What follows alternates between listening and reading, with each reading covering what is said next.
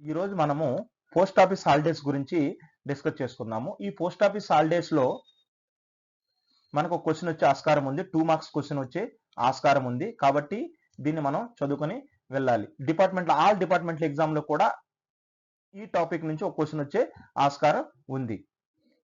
ఇక్కడ పోస్టల్ సర్కిల్లో మొత్తం మన ఇండియా పోస్టల్లో మొత్తం 17 హాలిడేస్ అనేవి డిక్లేర్ చేయబడతాయి. 17 హాలిడేస్. వాటిలో 14 హాలిడేస్ మాత్రము సర్కిల్ టు సర్కిల్ సమానంగా ఉంటాయి. 3 హాలిడేస్ మాత్రమే సర్కిల్ టు సర్కిల్ చేంజ్ అవుతూ ఉంటాయి.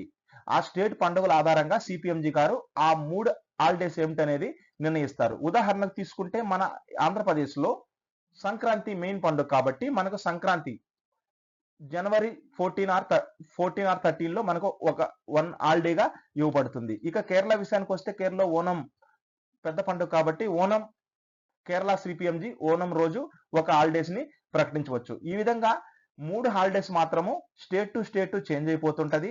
14 హాలిడేస్ మాత్రము ఆల్ ఇండియా వైడ్ గా 14 హాలిడేస్ మాత్రము ఒకే డేట్ న ఇవ్వడం జరుగుతుంది.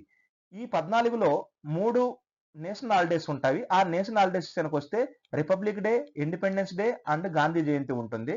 ఇక మిగిలిన 11 వచ్చేసి Ramzan, Bakrid, Muharram, good Friday, Christmas, Dasara, Deepavali, Guru Nanak Jayanthi, Mahavir Jayanthi and Buddha పౌర్ణిమ. ఈ విధంగా 11 హాలిడేస్ ఉండటం జరుగుతుంది. ఇక్కడ ఏ విధంగా క్వశ్చన్లు అడుగుతారో చూడండి.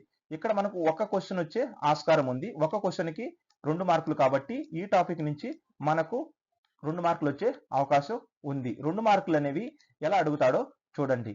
నైట్ పోస్ట్ ఆఫీసు ఏ రోజులో క్లోజ్ చేయబడుతుంది? ఏ రోజులో క్లోజ్ చేయబడుతుంది? ఓన్లీ నేషనల్ హాలిడేస్ 3 ఉన్నాయి కదా, ఆ నేషనల్ హాలిడేస్ లోనే క్లోజ్ చేయబడుతుంది. సెకండ్ క్వశ్చన్, ఇండియా పోస్టల్ సర్కిల్లో మొత్తం ఎన్ని హాలిడేస్ ఇస్తారు? మొత్తం 17 ఇస్తారు.